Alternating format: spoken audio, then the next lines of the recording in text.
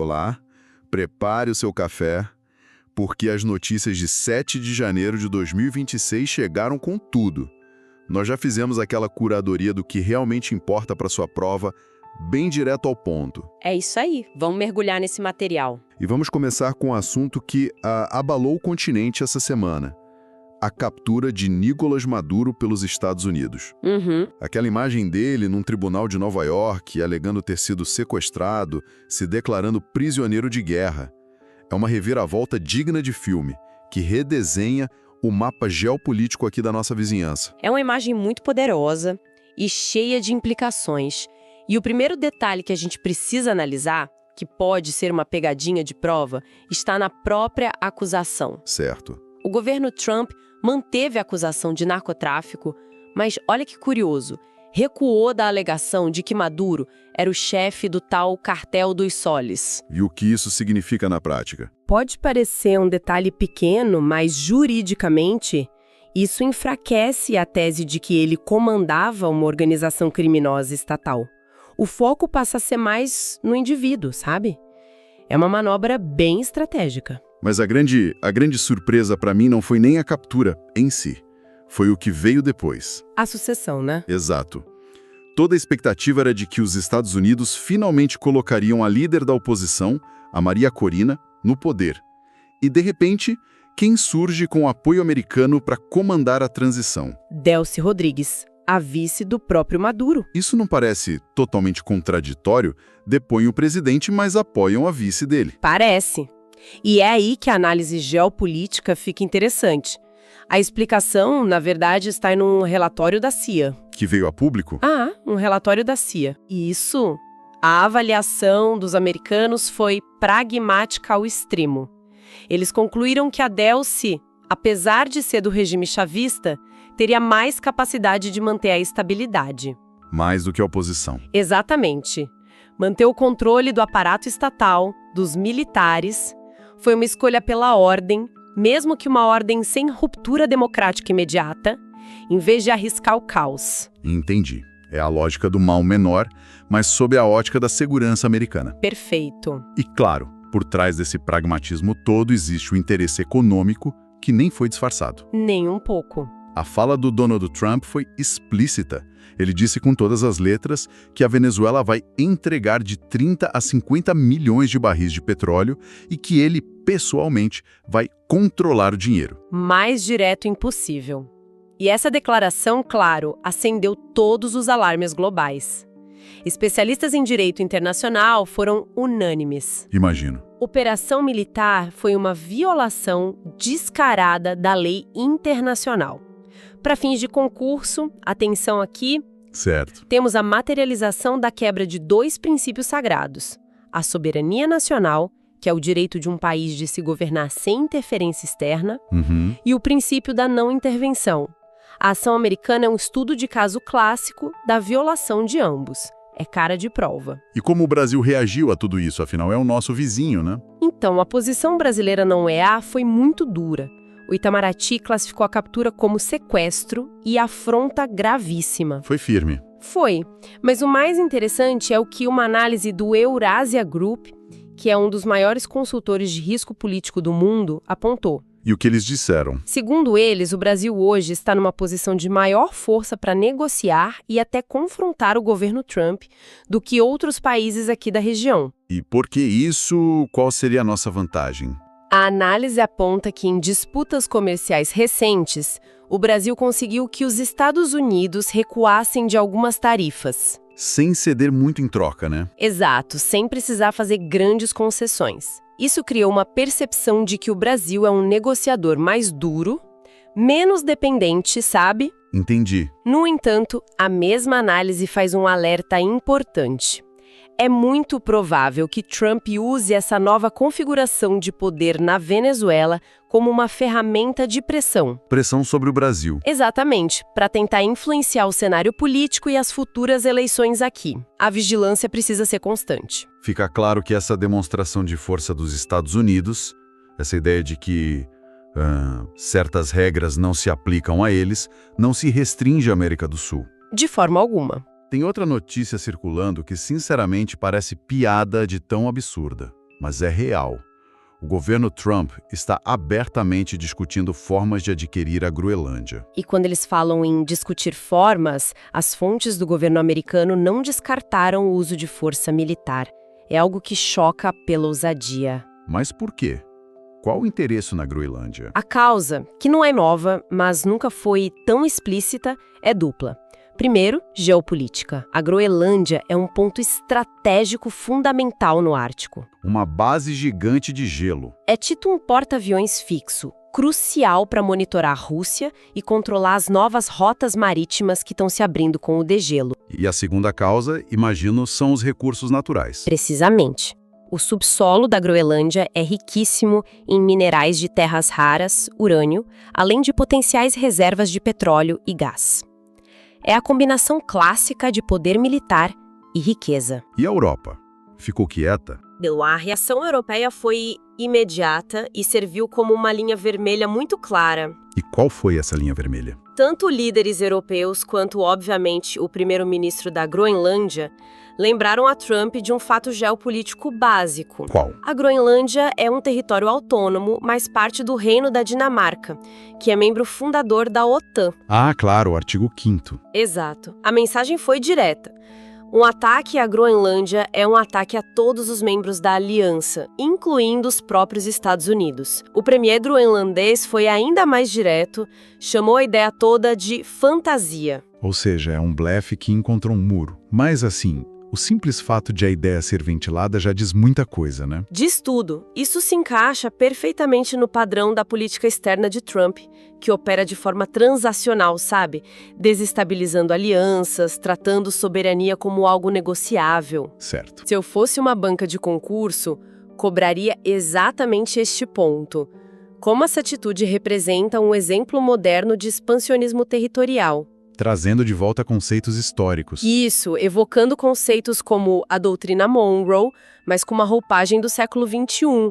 A disputa agora é por recursos estratégicos e posicionamento nesse novo tabuleiro global do Ártico. E essa mentalidade transacional do Trump de ver o mundo como um negócio tem um impacto direto no nosso bolso, não é? Totalmente. Os novos dados da balança comercial brasileira parecem mostrar exatamente um reflexo disso. Exatamente. Os números gerais são ótimos.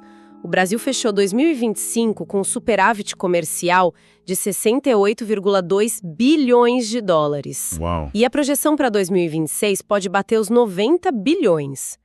Isso significa que a gente vendeu muito mais para o mundo do que comprou. Um resultado impressionante. Mas quando a gente coloca a lupa nesses números, aparece um detalhe preocupante. Sempre tem o detalhe, né? Sempre.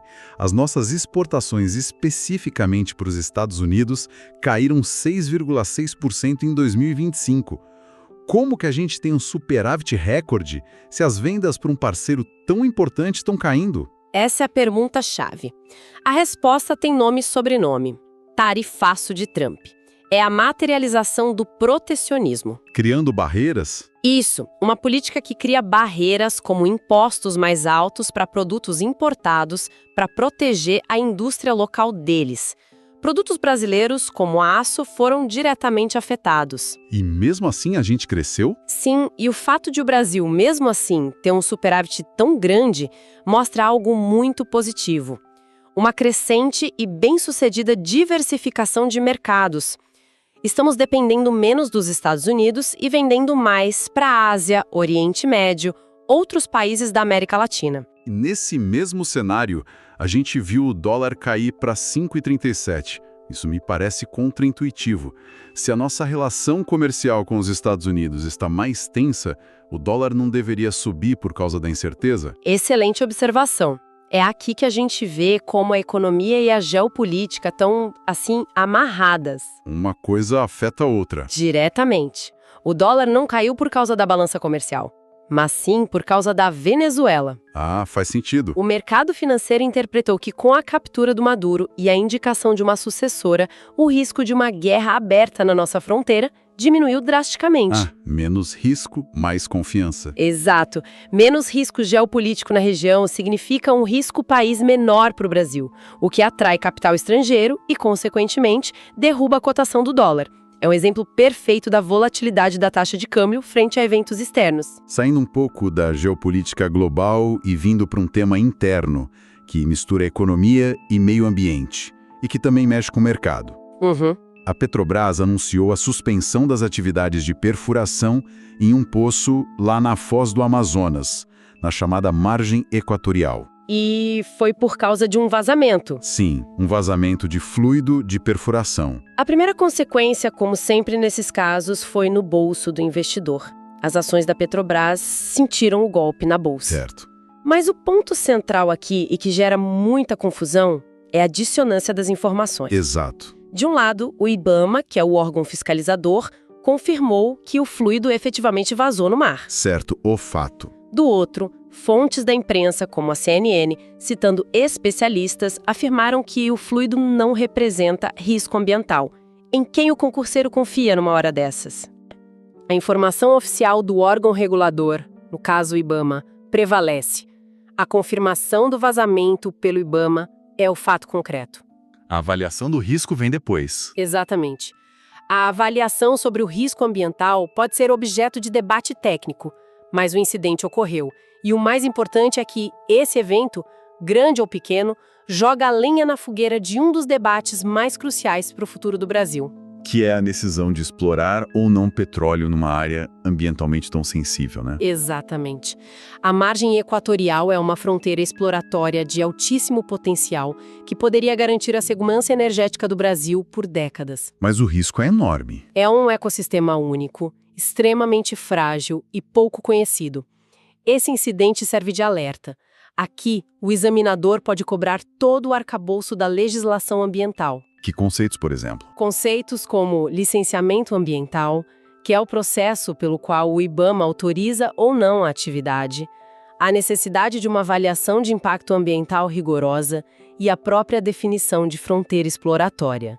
São temas quentíssimos para qualquer prova. E para fechar nossa análise, vamos para um tema social gravíssimo que, infelizmente, mostra que algumas das piores práticas do passado continuam muito presentes. Muito. Dados recentes apontam um aumento alarmante desde 2023 no resgate de trabalhadores em condições análogas à escravidão. E o que choca é o local. Pois é. Não é em fazendas isoladas, mas em restaurantes de grandes cidades, principalmente churrascarias e restaurantes japoneses em São Paulo. O depoimento de um dos trabalhadores resgatados, que disse que o alojamento parece presídio, resume o horror da situação. E essa notícia é fundamental, porque ela quebra um estereótipo. De que isso só acontece no campo. Exato. A gente tende a associar trabalho escravo a áreas rurais, a carvoarias no meio da Amazônia, mas esses dados mostram que ele acontece debaixo do nosso nariz, em setores de serviço que milhares de pessoas frequentam todos os dias. Mas como isso é possível? Quer dizer, como uma pessoa pode ser escravizada em plena Avenida Paulista, por exemplo?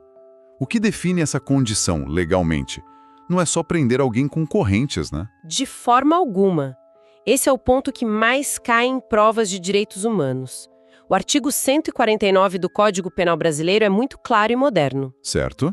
O trabalho análogo à escravidão se configura por 4 situações.